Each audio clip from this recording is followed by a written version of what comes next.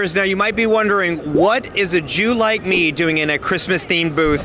What am I doing? Talking to one of the most exquisite queens we have ever seen, Shannel. Shannel, how are you? I'm amazing. I'm excited to be here. It's actually my first DragCon ever. Really? Ever.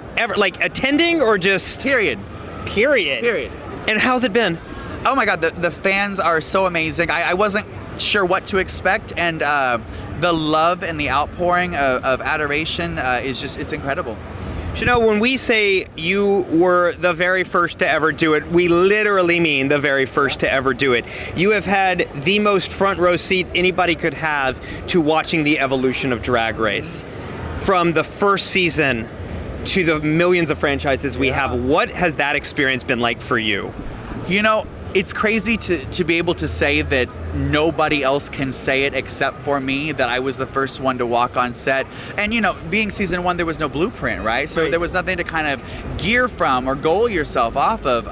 But the fandom and the way in which the show has grown is just, it's stupendous, it's miraculous, and thank God for it. You know, we are in such a progressive society, and yet as progressive as we are still so backwards. So thank God that we have conventions like this where, you know, queer culture, straight culture, any culture can get together and literally just celebrate the art form. So it's a beautiful thing. You know, in addition to seeing the evolution of just the franchise, you've seen the evolution of just the American season. The first season, obviously, and we're calling it season 1. We don't call it the lost season. It was season 1. Some of us were all there for it. But you went from season 1 of that to season 1 of All Stars, which is a completely different format than anybody remembers. And now you're on season 9 of All Stars. Those individual experiences, what has that been like?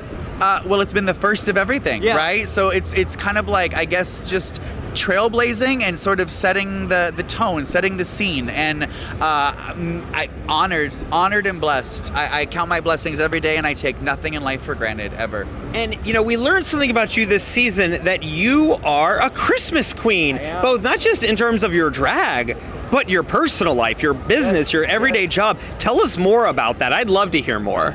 Growing up as a child, Christmas was everything, and I always loved interior design. I loved decorating, so when I got to a point where I was able to financially afford to buy my own Christmas, I decided to make a company out of it. And then a few years ago, I was on a TV show on ABC called The Great Christmas Light Fight, and I won the most decorated home in America.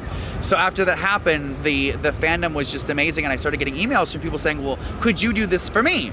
So now we, in Vegas, we have a lot of residences as well as businesses that we decorate for. So this was just things that were literally in my garage at the house.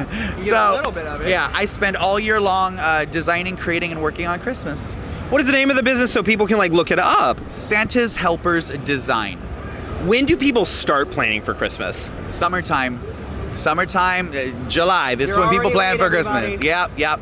And I just want to say, as we wrap this up on a very personal note, when I first moved to LA, one of the first shows I saw was a show called Dreamgirls at a place called Rage. Some of y'all might not know it. Some of y'all might call it Heart or Tropicana, but it used to be called Rage, and they had a wonderful drag show there. And the very first show I saw was there, and Shannel was in it. I love that. And I was just blown away by the production and the glamour of it all. So thank you for popping my drag cherry in LA. That's amazing. And thank you for your time today and all you've been able to achieve. Thank you. Thank you. Happy DragCon. Happy DragCon.